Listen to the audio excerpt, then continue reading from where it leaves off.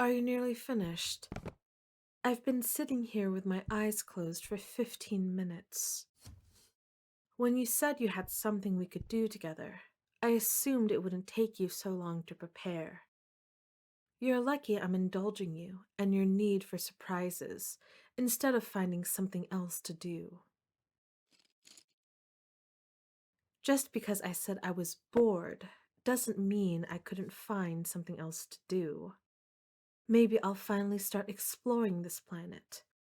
There's a remarkably diverse collection of biomes here. If I were to pick a direction and start flying, chances are I'd find something interesting before the sun went down. Oh, don't be so dramatic. I already told you, I've gotten enough energy from the sun to create a distortion field. I could walk down the street right now and no one would see me if I didn't want them to. And even if they could see me, I'm more than strong enough to handle a few humans.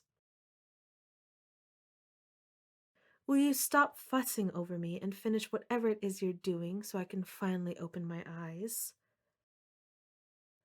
Thank you. If you're expecting me to know what these things are, you're going to be disappointed. Just because I've been learning about your species doesn't mean I recognize all your human trinkets.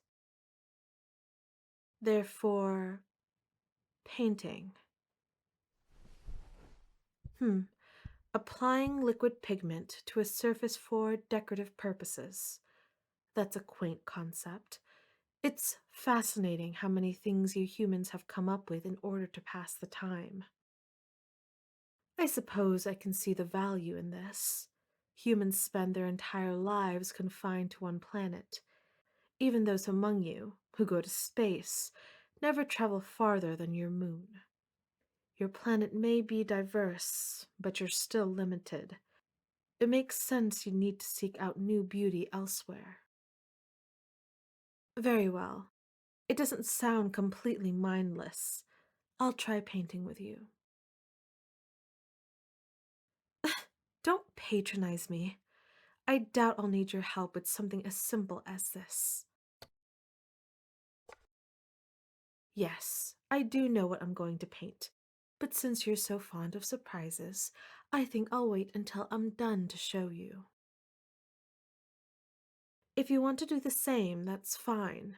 I'm sure you'll paint something asinine anyway.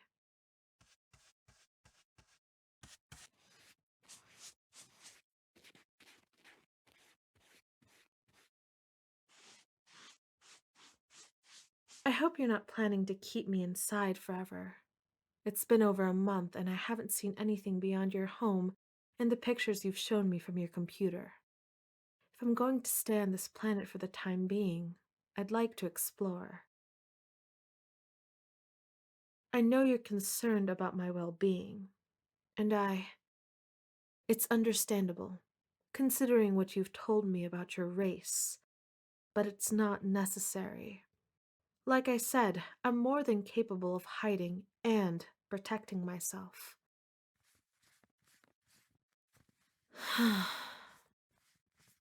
Would you feel better if I brought you with me? Of course I could. At most, carrying you while I flew would slow me down to about 3/4 of my normal speed.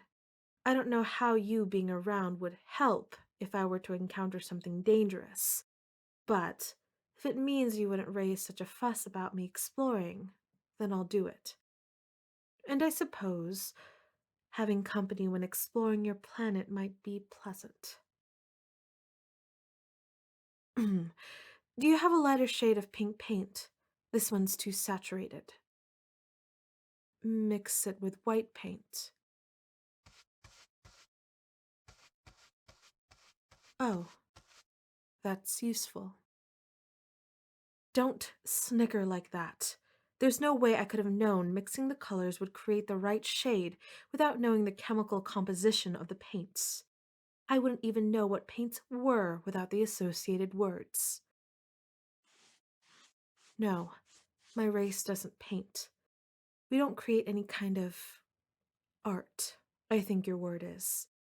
None that I know of. We spend most of our lives traveling, even after we found a place to call home, and we don't encounter each other very often. We wouldn't have the chance to show each other any art we did make. If any of us have created art, then it would have been confined to the individual. Our parents wouldn't have the chance to show us anything. We don't have parents in the human sense of the word.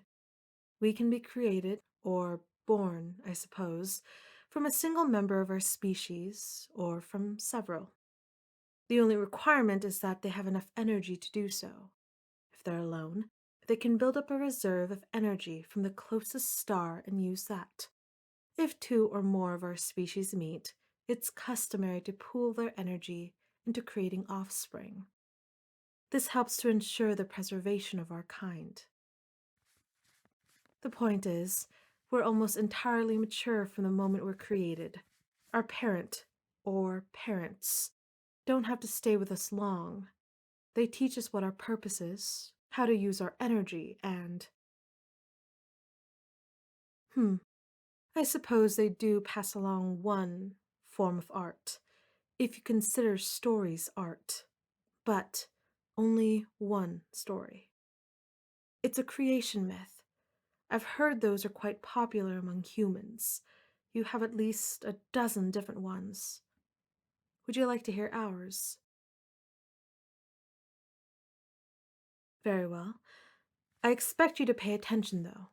You're likely the first human to ever hear this story. 100s of millions of years ago, there was a young star orbited by 3 planets.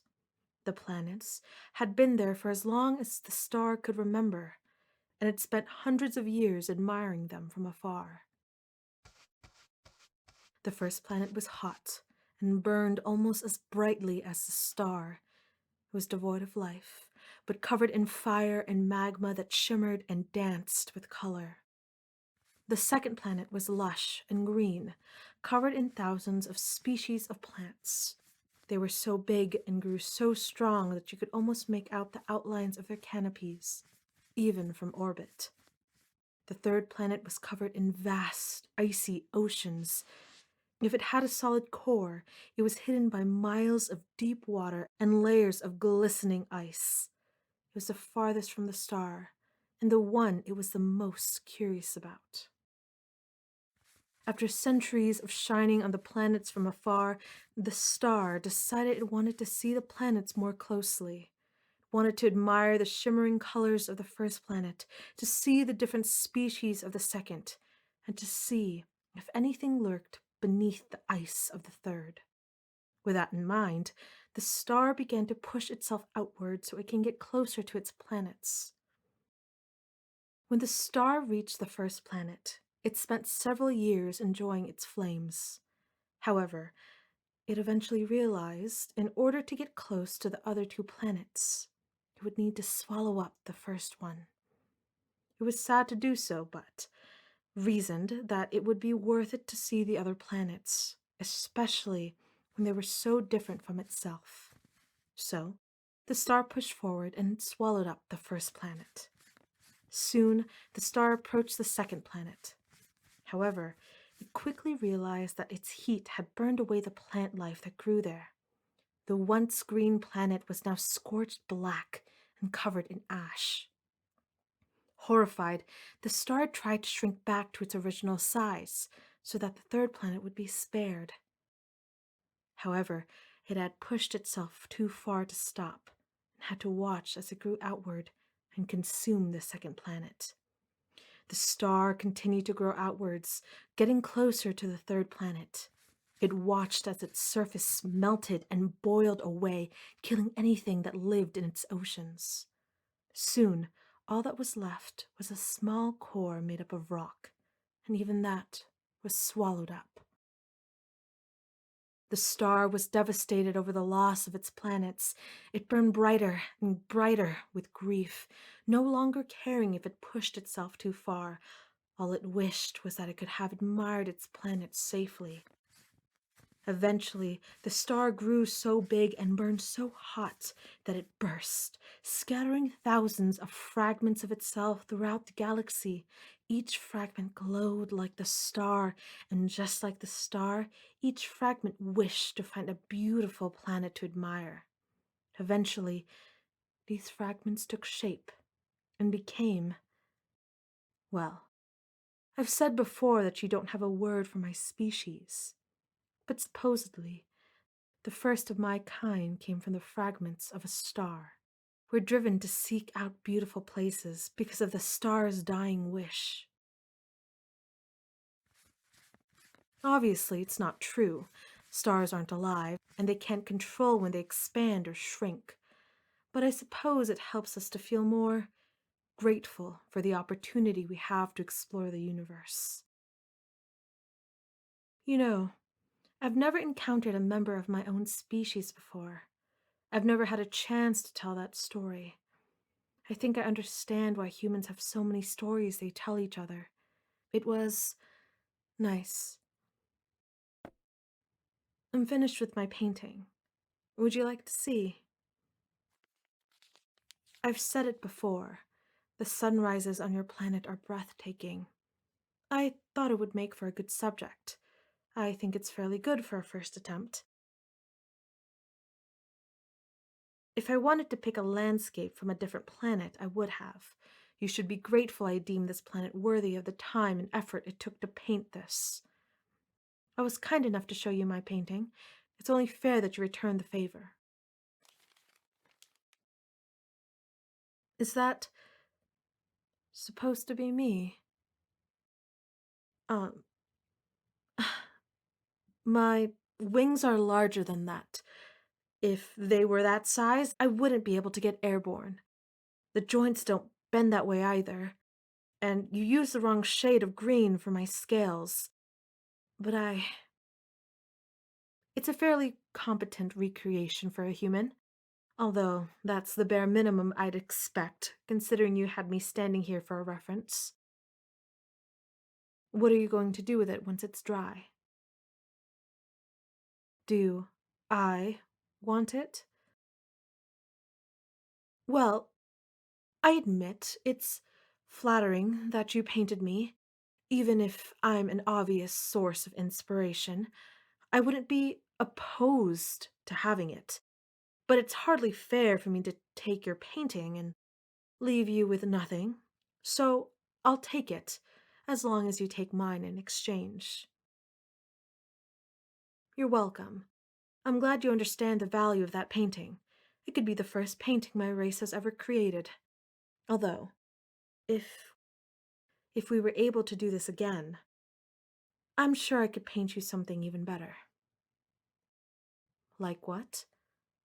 Hmm, I have a few ideas.